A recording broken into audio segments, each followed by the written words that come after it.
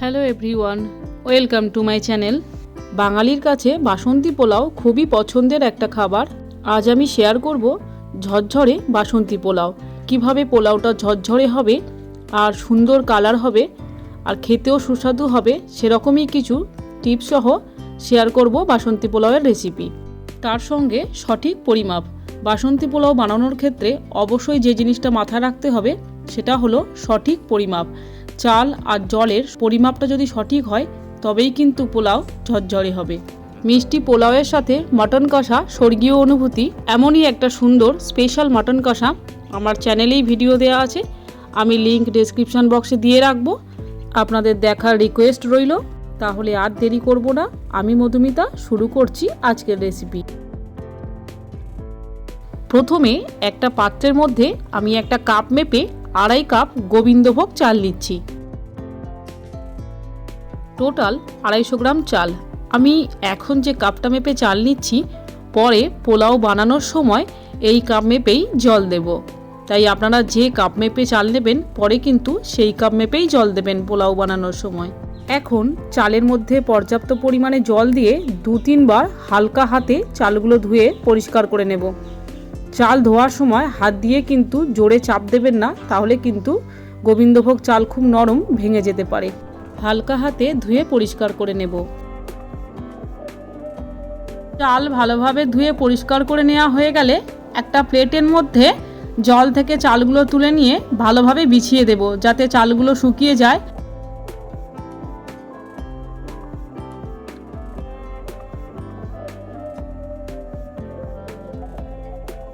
এই সময় 1 ইঞ্চি আদা আর 2টো কাঁচা লঙ্কা বেটে নেব 250 গ্রাম চালের জন্য।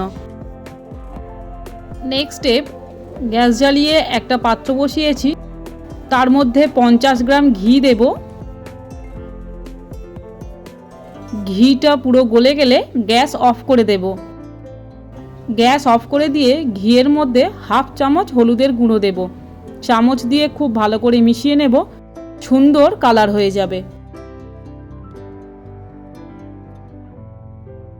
হলুদ মেশানো ঘিটা চালের মধ্যে ঢেলে হাত দিয়ে খুব হালকাভাবে মিশিয়ে নেব। বাটির মধ্যে হলুদ মেশানো ঘি আরও কিছুটা লেগে আছে, তাই কিছুটা চাল বাটির মধ্যে দিয়ে হাত দিয়ে মিশিয়ে নিলাম।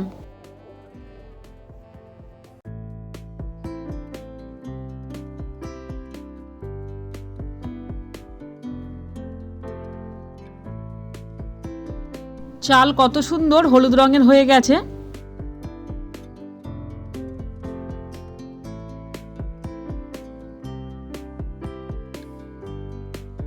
এবার আসবো মেন রান্নাতে।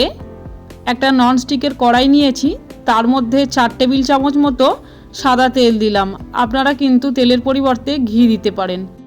একটা তেজপাতা মাঝখান থেকে কেটে দিলাম, 4-5টা লবঙ্গ আর 4টে ছোট এলাচ ফাটিয়ে দিলাম। 30 সেকেন্ড নাড়াচাড়া করে নেব।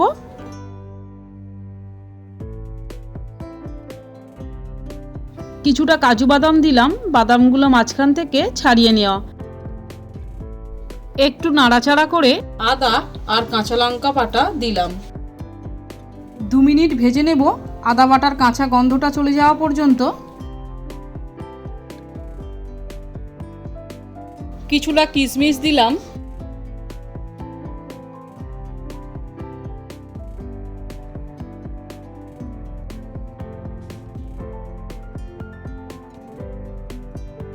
একটু নাড়াচাড়া করে নিয়ে চালগুলো দেব।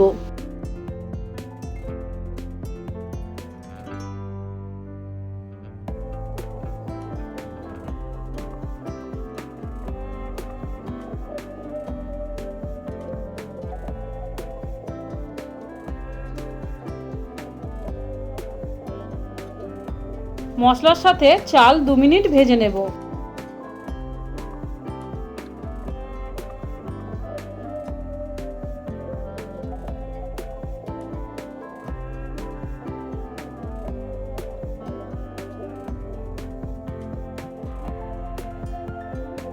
এবার জল দেব। যে কাপ মেপে আমি চাল নিয়েছিলাম সেই কাপ মেপেই 5 কাপ জল দেব। 2.5 কাপ চাল নিয়েছিলাম, তার ডবল পরিমাণ জল 5 কাপ জল দেব। এটাই হলো সঠিক পরিমাপ। এই সময় স্বাদ মতো নুন দেব। আমি 1 চামচ মতো নুন দিলাম আর 3 টেবিল চামচ চিনি দিলাম। মিষ্টি যদি আপনারা বেশি খেতে পছন্দ করেন তাহলে একটু বাড়াতে পারেন, আর কম খেতে চাইলে একটু কমাতে পারেন। আর দিলাম 3টে চেরা কাঁচা লঙ্কা। একটু মিশিয়ে দিয়ে ঢাকা দিয়ে দেব লো ফ্লেমে 8 থেকে 10 মিনিট। কভারে ছিদ্র থাকলে একটা লবঙ্গ দিয়ে বন্ধ করে দিলাম। আপনারা লবঙ্গর পরিবর্তে ছোট এক টুকরো কাগজ লম্বা সরু করে বন্ধ করে দিতে পারেন। মাঝখানে একবার ঢাকা খুলে খুন্তি দিয়ে ভাত ভালো করে নাড়িয়ে দেব যাতে কড়ার তলায় লেগে না যায়।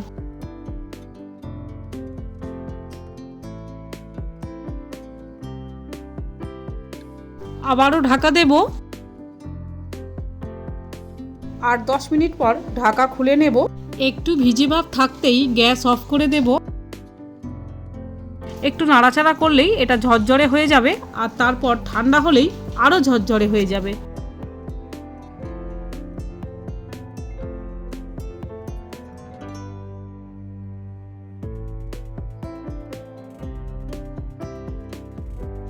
সব শেষে পরিবেশন করে দেখাবো।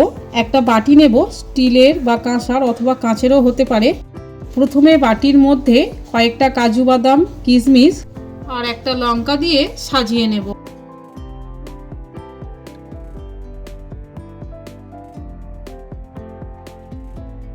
এর উপর বাটিটা ভরে পোলাও দেব।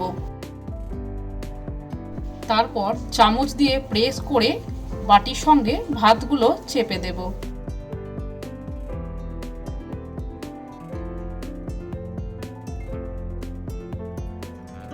এবার একটা প্লেট নিয়ে বাটির উপর রেখে বাটিটা হাত দিয়ে ধরে আর এক হাতে প্লেট ধরে উল্টে নেব। বাটি আস্তে তুলে নিলেই সুন্দরভাবে পোলাও প্লেটের মধ্যে বসে যাবে। মটন কষার সাথে বাসন্তী পোলাও পরিবেশন করব, জাস্ট জমে যাবে। আশা করি ভিডিওটি আপনাদের ভালো লেগেছে। এনিওয়ে, আপনারা দেখছেন মধুমিতাস ডিলাইট। শুভ দীপাবলির শুভেচ্ছা আর ভাইফোঁটারও শুভেচ্ছা। ভালো থাকবেন। আবারও দেখা হচ্ছে নেক্সট রেসিপিতে পরবর্তী এপিসোডে।